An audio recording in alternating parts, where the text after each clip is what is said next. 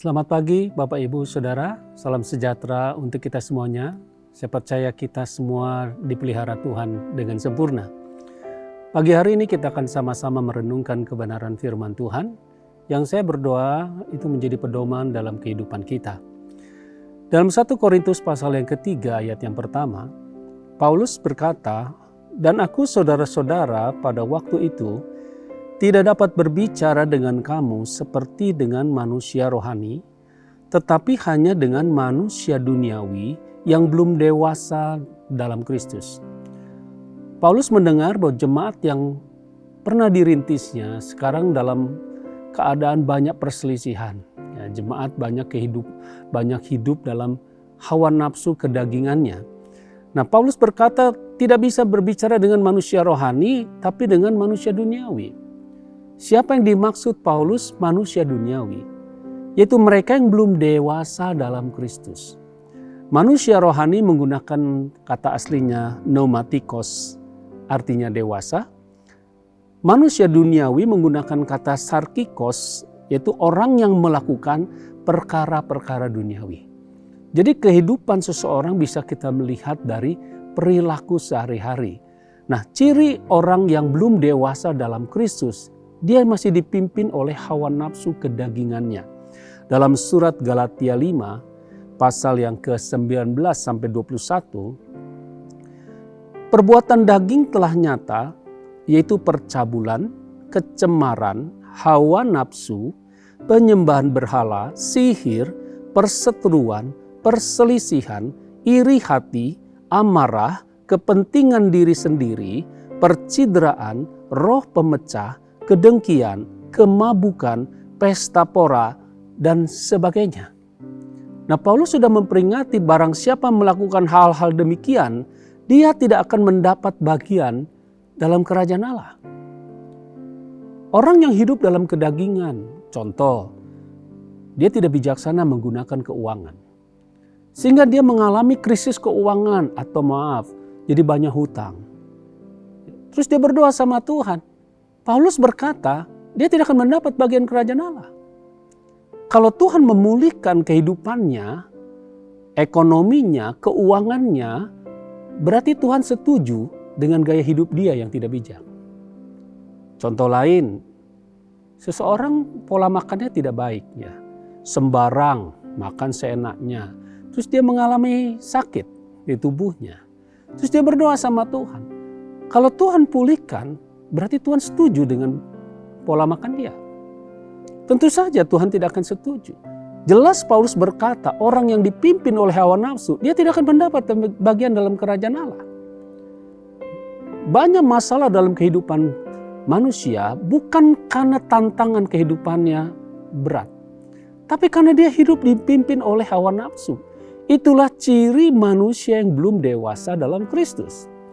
Oleh karena itu, kita belajar pagi hari ini, bagaimana supaya kita ini bertumbuh dewasa rohani dan hidup kita menjadi dampak bagi orang lain. Yang pertama, orang dewasa rohani itu tergantung konsumsinya, konsumsi rohaninya. Dalam Ibrani 5, ayat yang ke-12 sampai 14a. Sebab sekalipun kamu ditinjau dari sudut waktu, sudah seharusnya menjadi pengajar, kamu masih perlu lagi diajarkan asas-asas pokok dari pernyataan Allah, dan kamu masih memerlukan susu bukan makanan keras. Sebab barang siapa masih memerlukan susu, ia tidak memahami ajaran tentang kebenaran, sebab ia adalah anak kecil. Tetapi makanan keras adalah untuk orang-orang dewasa. Susu menggunakan kata aslinya gala, artinya perkataan-perkataan yang menyenangkan telinga, dongeng-dongeng, kesaksian-kesaksian yang menghibur. Itu bagus, susu memang untuk bertumbuh, tapi bayi tidak bisa dikasih susu terus. Bayi tidak bisa konsumsinya susu terus. Ada waktunya seorang anak harus belajar mulai mengkonsumsi makanan-makanan yang keras. Makanan keras bahasa aslinya stereos, artinya apa? Doktrin Kristus. Makanan keras, ajaran-ajaran tentang kebenaran. Ajaran tentang kebenaran, kata kebenaran di sini menggunakan kata asli dikaiosonai, artinya hidup yang benar. Hanya orang yang dewasa rohani yang suka makanan keras, ajaran kebenaran, bagaimana cara hidup benar. Dan bagaimana orang bisa bertumbuh dewasa, dia juga harus mulai berubah apa yang dia konsumsi. Mulai berubah apa yang kita dengar. Kita tidak dengar hanya yang perkataan yang menyenangkan telinga saja, tapi kita harus mendengar ajaran tentang hidup benar. Yesus berkata, cari dulu kerajaan Allah dan kebenarannya, maka semuanya akan ditambahkan. Jadi Tuhan mau prioritaskan dulu hidup benar, baru semuanya ditambahkan. Seringkali kita berbeda dengan Tuhan. Kita mau Tuhan prioritaskan dulu hidup saya Tuhan. Prioritaskan dulu kebutuhan saya. Prioritaskan dulu pergumulan kehidupan saya. Baru nanti saya prioritaskan hal-hal yang lain. Tapi Tuhan Yesus berkata, kau tidak perlu khawatirkan hidupmu. Cari dulu kerajaan Allah dan kebenaran. Prioritaskan dulu kerajaan Allah dan kebenarannya. Maka semuanya itu akan ditambahkan. Makanan kita, minuman, pakaian kita. Bagaimana seorang bisa bertumbuh dewasa rohani sehingga dia tidak hidup dipimpin oleh hawa nafsu sehingga banyak pergumulan yang dihadapi dalam kehidupannya. Yang pertama dikuduskan oleh firman, dia harus merubah apa yang dia konsumsi. Konsumsi rohani harus berubah dari perkataan-perkataan yang menyenangkan sekarang jadi menyukai doktrin tentang kebenaran hidup. Yang kedua dikuduskan oleh Roh. Ingat perumpamaan tentang penabur. Penabur itu pengkhotbah, benih yang ditaburkan firman Tuhan, dan benih itu jatuh di tanah lambang hati manusia. Mau sebagus apapun si pengkhotbah, mau sebagus apapun isi khotbahnya, tergantung hati, tergantung tanah manusia yang menerima benih firman Tuhan itu. Yang pertama, benih jatuh di pinggir jalan. Orang yang sudah mendengar firman, tidak percaya, tidak melakukan, akhirnya tidak diselamatkan. Yang kedua, benih jatuh di tanah berbatu. Orang yang sudah mendengar, menerima dengan gembira, tapi ketika melakukan firman Tuhan itu mengalami penganiayaan, orang itu segera murtad. Dia dengar khotbah tentang pengampunan. Dia sadar, wah inilah yang saya harus lakukan. Saya harus melepaskan pengampunan untuk orang ini. Tapi begitu ketemu orang itu dia merasa, loh dia yang salah kok, kenapa saya pengampunan?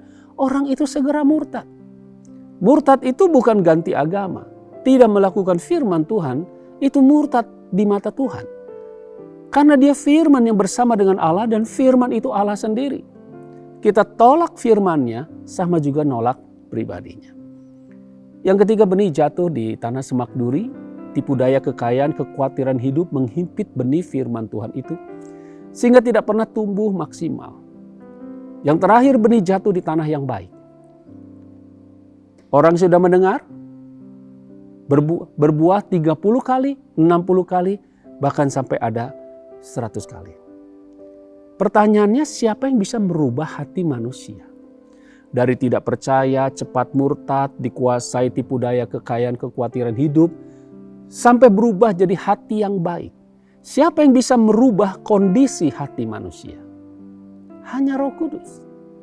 Yesaya 32 ayat 15 sampai 16 berkata, sampai dicurahkan kepada kita roh dari atas. Maka padang gurun akan menjadi kebun buah-buahan, dan kebun buah-buahan itu akan dianggap hutan. Di padang gurun selalu berlaku keadilan, di kebun buah-buahan akan tetap ada kebenaran. Sampai roh dicurahkan dari atas, padang gurun berubah jadi kebun buah. Di padang gurun berlaku keadilan. Kamu baik, saya baik. Kamu jahat, saya jahat. Adil. Tapi di kebun buah berlaku kebenaran. Kamu baik, saya pun baik. Tapi kamu jahat pun, saya tetap baik. Siapa yang bisa merubah perilaku manusia? Hanya Roh Kudus. Orang yang bertumbuh dewasa rohani, dia harus terus dengar firman. Mulai berubah apa yang dia senangi, perkataan yang menyenangkan. Sekarang dia harus mengkonsumsi makanan yang lebih keras, yaitu doktrin tentang kebenaran. Ajaran Kristus bagaimana hidup kita benar. Yang kedua, harus dikuduskan oleh Roh. Artinya kita harus membangun persekutuan terus dengan Roh Kudus. Membangun persekutuan dengan Roh Kudus itu harus melalui upacara keimaman. Jadi kita nggak bisa diam-diam saja terus dipenuhi Roh Kudus. Harus ada mesbah, harus ada persekutuan yang kita bangun. Pemazmur berkata di Mazmur 105 ayat yang keempat, carilah Tuhan dan kekuatannya, carilah wajahnya selalu. New English Translation Bible menerjemahkan, seek the Lord and the strength He gives. Seek His presence continually. Carilah wajahnya terus menerus, suatu kali Dia hadir. Di perjanjian lama, untuk bersekutu dengan Tuhan, harus ada aturannya. Mesbah korban bakaran 2 kali, dipersembahkan pagi dan petang. Mesbah bakaran dipersembahkan dengan korban sajian, korban curahan bersama-sama. Domba dipersembahkan dengan minyak, tepung, anggur. Itu lambang persekutuan dengan Tuhan. Dan Tuhan berjanji, di sanalah aku akan bertemu dengan engkau. Dalam perjanjian baru, tempatnya sudah berubah dari kemah pertemuan, sekarang tubuh kita adalah Bait Roh Kudus. Membangun persekutuan dengan Tuhan lewat doa, pujian, dan penyembahan. Tapi pemazmur memberikan pengalamannya di Mazmur 22 ayat yang pertama sampai keempat. Ini Mazmur Daud. Mazmur itu ungkapan hati seseorang yang dinyanyikan. Pengalaman hidup seseorang yang dinyanyikan dan sekarang dituangkan dalam bentuk tulisan. Perikopnya berkata, Allahku mengapa kau tinggalkan aku? Daud berkata, siang aku berseru kau tetap jauh. Malam aku berseru tetap hatiku tidak tenang. Padahal engkaulah Allah yang bersemayam di atas pujian Israel. Allah berjanji dia akan bersemayam di atas pujian. Tapi Daud pernah mengalami dia memuji, Allah tetap jauh. Karena Allah mencari penyembah yang menyembah dalam roh dan kebenaran. Penyembah yang benar itu bukan hanya nyanyi-nyanyi di gereja, nyanyi-nyanyi lagu rohani. Penyembah yang benar itu ketika ada potensi melakukan dosa, tapi dia tidak mau melakukannya sekalipun tidak ada orang lihat. Itulah penyembah yang benar di mata Tuhan. Untuk bersekutu dengan Tuhan sampai Roh Kudus hadir, menjamah memulihkan hati kita, harus ikut aturannya Tuhan. Yohanes 14 ayat 21. Barang siapa memegang perintahku dan melakukannya, dialah yang mengasihi aku, dan barang siapa mengasihi aku, ia akan dikasihi oleh Bapa-Ku, dan aku pun akan mengasihi dia dan akan menyatakan diriku kepadanya dalam pribadi Roh Kudus. Jadi Tuhan sudah berjanji, aku akan hadir menyatakan diriku dalam pribadi Roh Kudus kalau dia menemukan kalau hati kita mengasihi Tuhan. Apa buktinya kita mengasihi Tuhan? Kita memegang perintah-perintah Tuhan. Ayat ini berlaku bukan hanya untuk gereja aliran Pentakosta. Ayat ini berlaku bukan hanya untuk jemaat GBI. Ayat ini berlaku untuk semua orang percaya yang mengasihi Tuhan, yang mau melakukan apa yang diperintahkan oleh Tuhan. Paulus menemukan orang-orang Yahudi di kota Berea lebih baik hatinya. Ditulis dalam Kisah Rasul 17 ayat yang ke-11. Orang yang baik hatinya, orang yang sudah berubah hatinya, mereka menerima firman itu dengan segala kerelaan hati dan setiap hari mereka menyelidiki kitab suci untuk mengetahui apakah semuanya itu benar demikian. Ciri orang yang mulai bertumbuh dewasa rohani, dia menerima firman. Firman itu jatuh di tanah yang baik. Maka Paulus menuliskan dalam surat Efesus pasal yang keempat, ayat 14 sampai 15. Sehingga kita bukan lagi anak-anak yang diombang-ambingkan oleh rupa-rupa angin pengajaran, oleh permainan palsu manusia dalam kelicikan mereka yang menyesatkan. Tetapi dengan teguh berpegang kepada kebenaran. Kata kebenaran di sini menggunakan kata aslinya aletheia, artinya ajaran yang benar. Yesus berkata, akulah jalan, akulah kebenaran. Yesus bukan salah satu jalan, tapi dia satu-satunya jalan. Dan Yesus bukan salah satu kebenaran, tapi dia satu-satunya ajaran yang benar. Orang yang dewasa rohani berpegang teguh kepada ajaran yang benar. Doktrin Kristus, makanan keras. Di dalam kasih kita bertumbuh segala hal ke arah Dia Kristus yang adalah kepala. Jadi Paulus berkata, orang yang berpegang teguh kepada ajaran Kristus, dia akan bertumbuh segala hal. Jasmani bertumbuh, rohani bertumbuh ke arah Kristus. Orang bisa semakin materinya berlimpah tapi tidak ke arah Kristus.